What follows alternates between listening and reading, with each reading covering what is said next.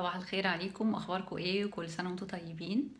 ان شاء الله عايزين بقى نبتدي نراجع المهارات القديمه وهنبدا مهاره جديده بمناسبه المدرسه، هي creating a routine.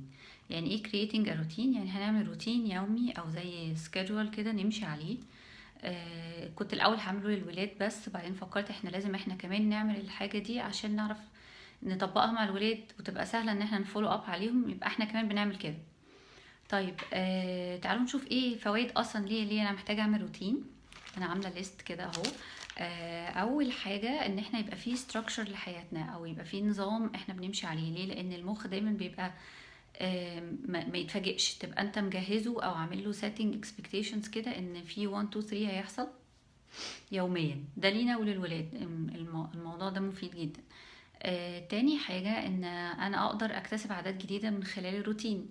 مثلا انا بقالي سنة سنتين بقول عايزة اروح الجيم ومش عارفة اخلق وقت للموضوع ده. لما يكون عندي روتين وانا محضرة مثلا كل اسبوع بتشيك انا عندي ايه، ابتدي ادخل بقى اشوف الوقت الفاضي اللي انا هدخل فيه الجيم، مثلا من 7 الصبح ل8 مثلا. دخلته في الجدول بتاعي هابت جديدة. طيب خلاص من بكرة هبدأ، فمع الوقت مع الفولو اب هبتدي الهابت دي هتبقى حاجة يعني خلاص هتبقى عادة، هتبقى عندي حاجة أساسية. بعد الجود هابتس اللي انا هكتسبها هيحصل ايه هبقى فعال، هيبقى الوقت بتاعي من الفوائد ان انا هبقى efficient او ان انا بنجز. لما بنجز بيحصل حاجة بقى رابعة، ايه هي؟ الموتيفيشن. بيحصل لي تحفيز ان ايه ده، انا انجزت ده، طيب كويس والله، ابتدي ادخل حاجة تانية هيحصل لي موتيفيشن اكتر، ان انا بحس ان انا achieved حاجات او حققت حاجات نفسي فيها. وكمان بدخل حاجات في السكيدول بالنسبه للولاد، ان انا ببقى مدخله حاجات هم بيحبوها، زي مثلا بيلعب اكس بوكس، بيحب يتفرج على كرتون او ينزل يلعب مع اصحابه. طيب انا بحط مثلا سي الهوم ورك الاول بعدين اللعب، فهيبقى فيه المخ هنا بيتحفز ان هو يخلص الحاجه دي عشان يروح يعمل حاجه اللي هو بيحبها. ايه تاني؟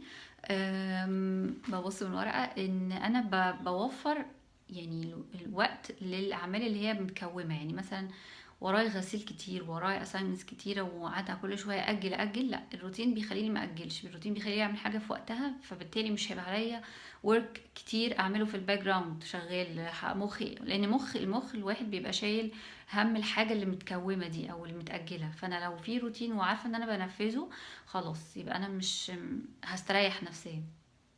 ده كله نفس الحاجات دي للولاد. بلس بقى لما يجي كمان الولاد بيطبقوا روتين شارت ديت، هنقلل الخناقات، مش هيبقى فيه struggles. ليه؟ دايما الحكم ما بيننا هو الروتين. فلما يكون في حاجة ما عملهاش، ايه ده، طب تعالى شوف كده انت كتبت ايه، المفروض تعمل ايه. وبرضه هقلل الأوامر، مش هبقى يلا سوي اعمل، لأ. طيب خلاص هسأله ايه ده، تعالى كده بص وراك ايه المرة دي، طب خلصت ده المفروض هتعمل ايه، بس سؤال. يعني انا بفولو اب. وطبعا على اللونج ران هيبقى في عنده تايم مانجمنت سكيلز وبلاننج سكيلز. كل ده طبعا مهم جدا في حياتنا العمليه، او حتى لو ما بشتغلش انا في حياتي اليوميه مهم جدا يبقى عندي التول سكيلز دي. واهم حاجه لينا احنا الاتنين، ودي انا شايفه انها فرصه كويسه جدا، ان الكونكشن تايم، ان انا هدخل بقى ثرو الروتين بتاعي. كان في ناس كتير بتشتكي ان هي مش لاقيه وقت تقعد كواليتي تايم مع اولادها. طيب خلاص دي فرصتنا بقى ان احنا نعمل دوت وهندخله جوه الروتين بتاعنا. فبالتالي هيبقى الكونكشن تايم حاجه اساسيه في حياتنا. خلاص ان شاء الله هكتب كل ده مع البوست الجاي، وهنبتدي نحط افكار ازاي نعمل برين ستورمينج، وازاي نفتكس بقى روتين شارتس شكلها حلو.